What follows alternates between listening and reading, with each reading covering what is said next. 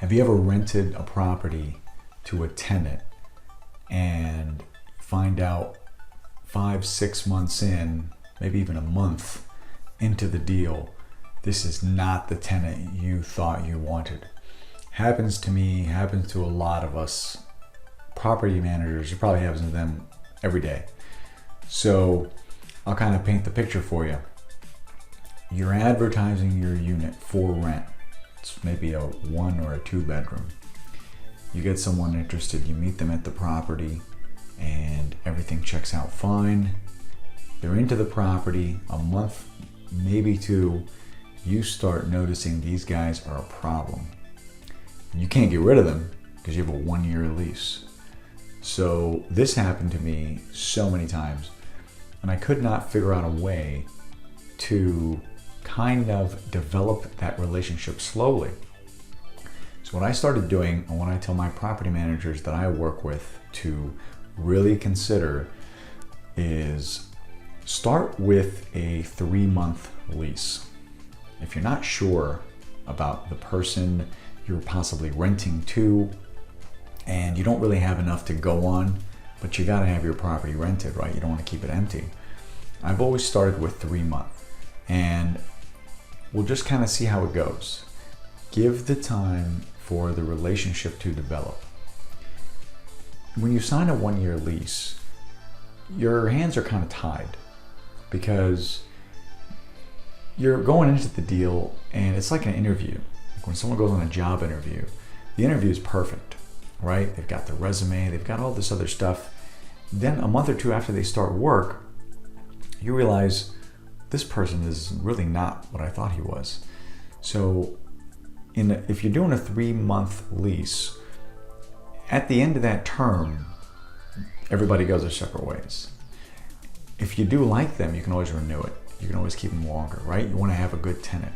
And what I usually do, sometimes I give them an incentive. So maybe at whatever the rent price was, maybe I'd give them a little something extra. Maybe I won't discount the rent so much, but I'd give them something to sweeten the deal.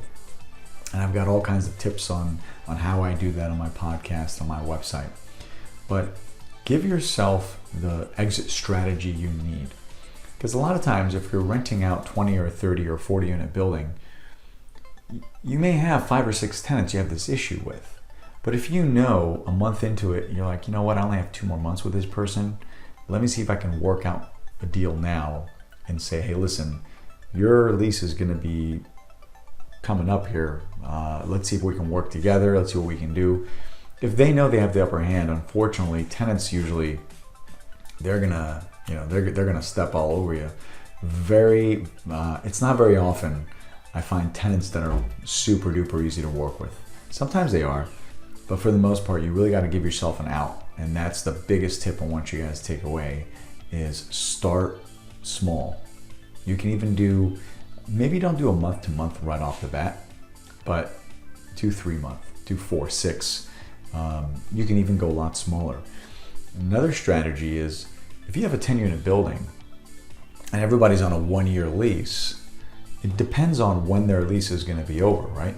If you brought in 3 people in November, a year later, all 3 people are going to be leaving in November.